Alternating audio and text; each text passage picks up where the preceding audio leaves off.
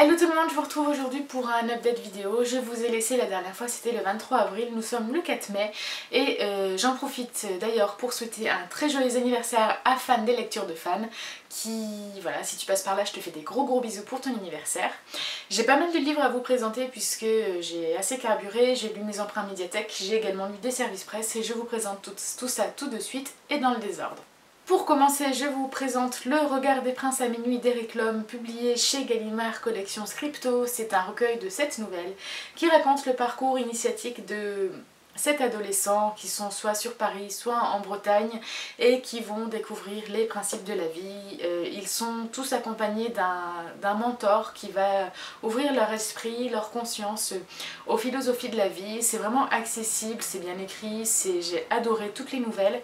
Encore une fois, pour Eric Lhomme, je ne suis vraiment pas déçue. Je compte acheter le livre d'ailleurs aux Imaginales puisque pour moi c'est un livre qu'il faut lire et relire. Les messages sont vraiment faciles à comprendre et font réfléchir. Donc voilà, c'est vraiment très agréable. Et en parallèle de chaque aventure de ces adolescents, il nous retransmet le récit des 7 chevaliers des 7 bacheliers ou l'épreuve périlleuse, écrit par Cosme d'Alérac en 1190. Donc voilà, ça fait écho à chaque nouvelle et c'est très intéressant. C'est un livre que je vous conseille, peu importe votre âge, c'est vraiment très agréable à découvrir. Ensuite, j'ai lu les tomes, si je vous les montre, 2 et 3 des carnets de cerises. Donc voilà, je suis à jour dans cette bande dessinée, album jeunesse. C'est une saga que j'ai beaucoup appréciée, que je vous recommande également, comme tout ce que j'apprécie d'ailleurs.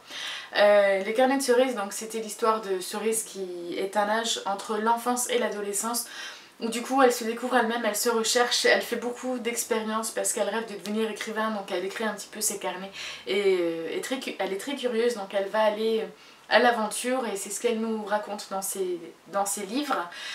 C'est plein de nostalgie, c'est plein de douceur, on s'attache à Cerise et à ses copines et c'est très appréciable de l'avoir évolué tout au long de ces histoires. Les dessins sont très jolis, je vous en ai parlé dans mon dernier update je crois. Et en fait, chaque album est composé soit d'une partie bande dessinée et d'une partie journal intime,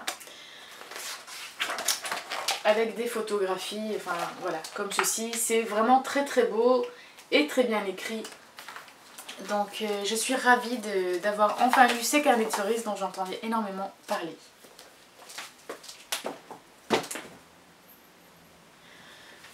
Ensuite, j'ai lu de la fantasy parce qu'en fait, lors de mon dernier update, j'étais complètement en train de saturer de la young adult, j'en pouvais plus.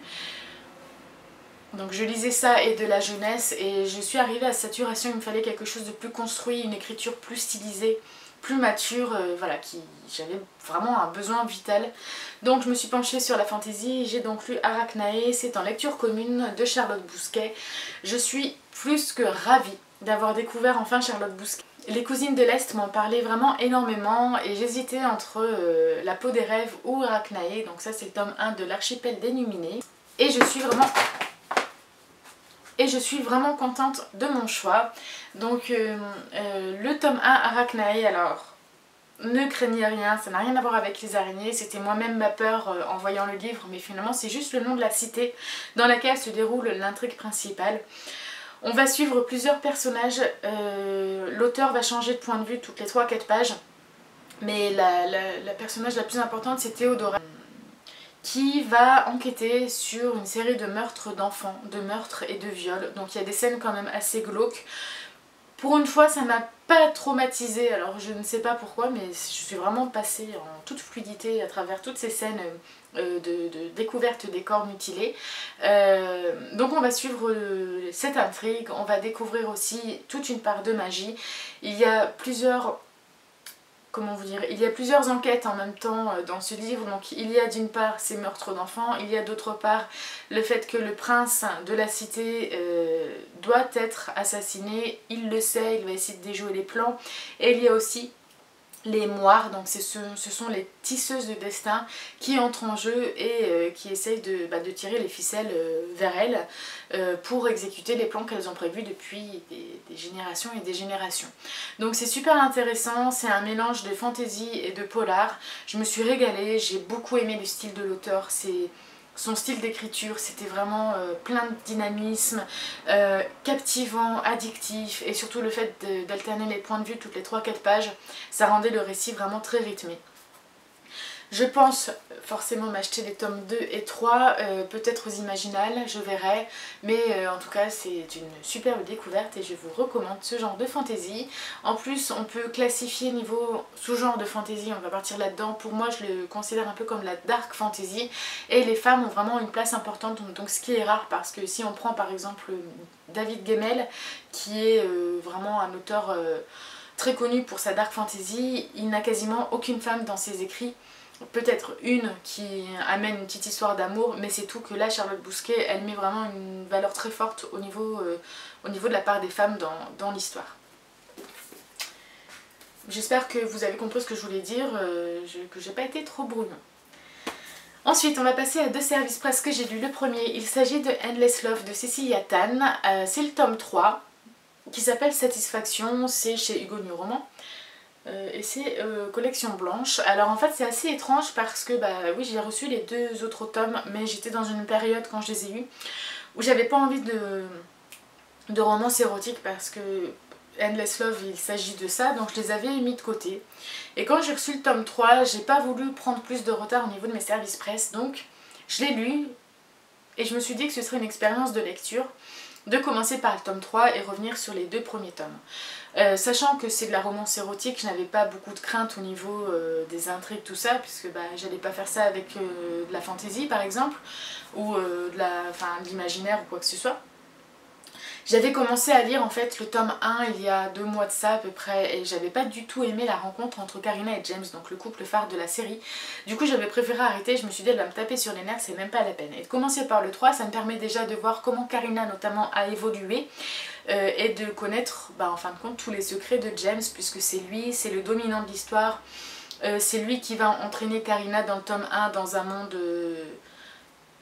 dans le monde du BDSM en fait, et voilà, donc moi je connais au moins tous les aboutissants de l'histoire et j'ai envie de voir aujourd'hui comment l'auteur avait prévu en fait de dérouler tout son fil en fait en le prenant en sens inverse. Je sais pas si vous voyez ce que je voulais dire, j'ai beaucoup de mal à m'exprimer aujourd'hui, mais voilà, de savoir si dès le départ en fait l'auteur savait où elle voulait nous emmener.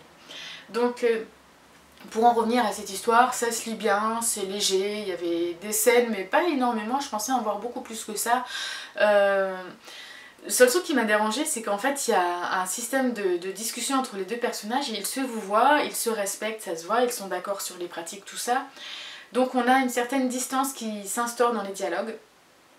Et j'étais bien prise par moments dans leurs échanges, sauf que il y a des phrases où Karina notamment va se mettre à utiliser des termes vulgaires, et alors là ça m'a complètement cassée parce que j'étais pas du tout dans cette optique de texte et je trouvais que ça n'allait pas avec ce qu'ils dégageaient de leur couple en fait, donc ça c'est un peu ce qui m'a dérangée et puis après je suis passée au dessus, mais voilà, sinon c'est sympa, ça se lit bien, ça se lit vite, c'est de la romance érotique, faut pas en demander trop non plus, c'est pas révolutionnaire hein. Mais au moins pour ceux qui ont lu les 2 premiers tomes, sachez qu'on connaît tous les secrets de James tout au long de l'histoire et on va savoir vraiment pourquoi il a eu ces attitudes là dans les tomes précédents. J'ai également lu Maybe Someday de Colleen Hoover et là je suis plus que joie de l'avoir reçu parce que c'est... Colleen Hoover je l'ai découvert en janvier avec Hopeless qui m'a complètement bouleversée et à partir de là j'ai su que je voudrais lire tous les livres de cet auteur. J'avais hésité à l'acheter en anglais et quand j'ai su que Hugo allait le sortir j'ai préféré attendre la parution en France. Et je suis ravie, c'est vraiment une très très belle histoire, Maybe Someday.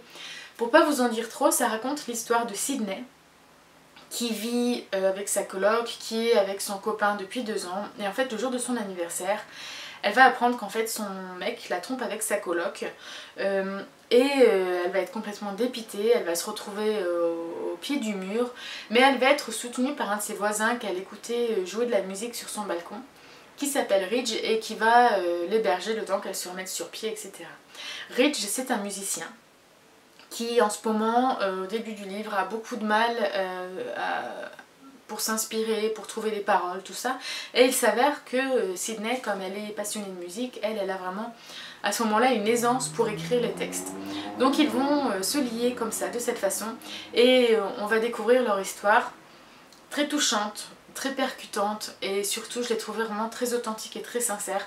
C'est pas une histoire, comment vous dire, c'est pas gnangnan en fait, c'est encore une fois l'auteur elle nous transmet des messages assez forts. J'ai eu la gorge serrée, j'ai eu une sensation de poids à certains moments parce que leur histoire est compliquée. On voit qu'ils tiennent l'un à l'autre mais qu'ils ne peuvent pas faire comme ils le veulent parce qu'il y a un contexte tout autour, donc je ne peux pas vous en dire plus, mais voilà. Ça a fait l'effet de quelques baffes, encore une fois, comme dans Hopeless, où l'auteur elle nous dévoile des secrets comme ça au fil de sa lecture, enfin au fil de ce livre. On ne s'y attend pas et on est pris et là on est emporté dans l'histoire et impossible de décrocher. J'ai eu beaucoup de mal à m'arrêter de lire ce livre, c'était vraiment super. Et aussi la particularité de Maybe Someday, c'est qu'elle s'est alliée à un auteur-compositeur qui a écrit la plupart des musiques qui sont dans le texte. Donc on peut écouter les chansons au fil de l'histoire. Donc autant vous dire que je les ai écoutées en boucle tout le long de ma lecture parce que c'était vraiment très agréable comme expérience. C'est quelque chose que j'aime beaucoup. Karina Rosenfeld l'avait fait d'ailleurs avec Phoenix. Et j'avais adoré découvrir sa playlist, c'était juste super. Et je crois que Samantha Bailly le fait aussi avec les stagiaires si je vous dis pas de bêtises, donc après c'est un autre univers, mais j'aime beaucoup allier musique et lecture en même temps.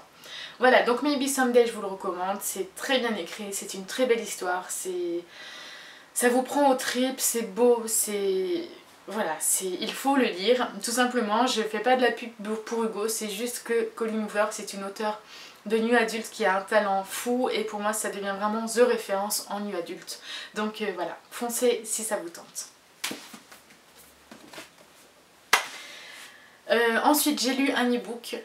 Il s'agit de Red Queen de Victoria Aveyard. Alors je m'attendais à quelque chose de super bien parce que beaucoup de personnes en parlaient, c'est édité chez MSK. Donc je l'ai lu en lecture commune avec mon groupe de Bookina Swap et j'ai eu un mal fou à le lire. Alors, tout d'abord au niveau du contexte, je le lisais avec ma binôme. D'habitude, pour vous raconter un petit peu ma vie de lecture commune avec elle, on lit ensemble chapitre après chapitre. Et en général, on se fait un petit débrief à la fin de chaque chapitre où voilà, on échange quelques mots. Et là, eh ben, il n'y avait rien à dire jusqu'à la fin du chapitre 5. Donc pour moi c'était assez déroutant parce que d'habitude dès le premier chapitre, hop, on voit les bases, on voit le début de l'intrigue ou quoi que ce soit, les personnages. Et là, bah, franchement, mais en gros, je me suis fait suer pendant les 5 premiers chapitres, pendant même la première moitié du livre, parce que je trouvais que c'était très long à se mettre en place.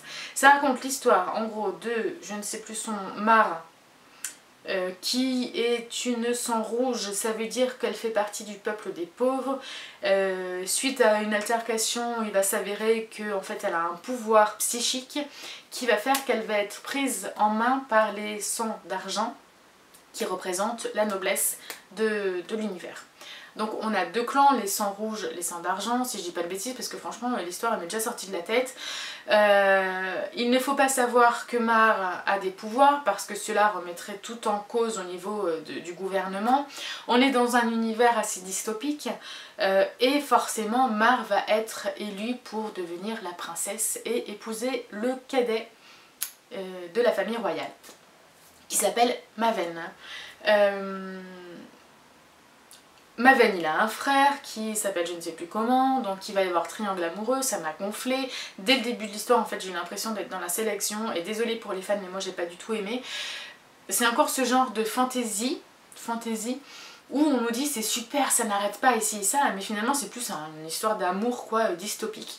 Et du coup ça ne passe pas chez moi, je crois que ce n'est pas mon genre. J'aime beaucoup la dystopie mais pas quand la romance prime, et du coup j'ai vraiment eu cette sensation là en lisant Red Queen et je me suis ennuyée vraiment tout le long. À partir de la deuxième moitié pourtant il y a vraiment des combats qui viennent, il y a beaucoup d'action, beaucoup plus d'action. Mais ça n'a pas pris le dessus et j'en ressors vraiment avec un avis mitigé. Je ne sais pas vraiment, je ne peux pas dire si j'ai aimé ou pas, parce que j'ai quand même apprécié certaines choses, mais la première moitié était tellement longue pour moi que ça l'a pas fait. Donc je ne sais pas si je lirai la suite. Il y avait des évidences, mais grosses comme le nez au milieu de la figure, et forcément Mar était la dernière à s'en douter. C'est très jeunesse en fait, je crois que c'est un peu trop jeunesse pour moi et que du coup on verra à la sortie du 2 si je suis emballée avec d'autres copines pour le lire ou pas, mais pour l'instant non, je m'arrêterai là je pense. En plus, oui, ce que j'ai trouvé un peu cucu, voilà, comme je disais, ça m'a fait penser à la sélection et comme de par hasard, l'héroïne s'appelle Mar, comme America qui... Son diminutif c'est Mar aussi, et ça j'ai trouvé ça assez gros et voilà. Voilà, donc c'est tout pour l'e-book des 10 derniers jours. Et enfin, je vais vous présenter un livre que là j'ai carrément abandonné parce que j'ai pas accroché malheureusement. J'avais emprunté Prédiction, le tome 1 d'Enigma de Joanne Elio, édité chez Rajo Thriller. Donc Rajo Thriller, c'est une maison d'édition que j'aime beaucoup. En général, j'adhère bien à leur texte et là, le synopsis avait l'air bien. Ça raconte l'histoire de deux jumeaux qui vont découvrir lors d'une excursion escalade le corps de deux cadavres au pied d'une falaise. Ils vont trouver un genre d'appareil qui ressemble à un téléphone mais on ne peut pas communiquer avec, mais en fait c'est un appareil qui prédit l'avenir. Donc les adolescents posent une question et l'appareil va dire à combien de pourcentage il y a des chances que ça se produise. À partir du moment où ils récupèrent l'appareil, ils vont être poursuivis par des malfrats, enfin on ne sait pas par qui. J'ai lu je crois à peu près 80 pages sur 250.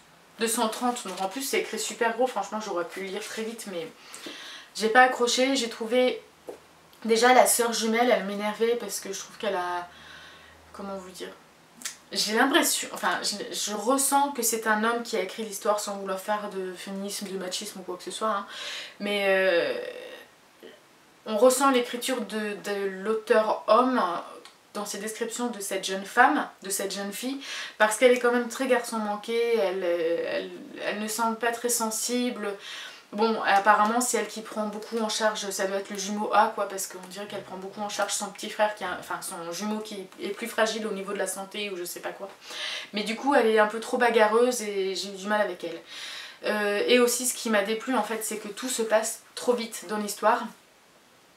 On reste au début du livre, hein, donc je vous en dis pas trop, mais à un moment, je crois qu'ils sont pourchassés, ils sont avec leurs voisins en voiture, ils sont pourchassés par les malfrats, carambolage, là ils voient arriver deux mecs qui ont des flingues qui risquent de les tuer, leur voisin qui était conducteur est en sang.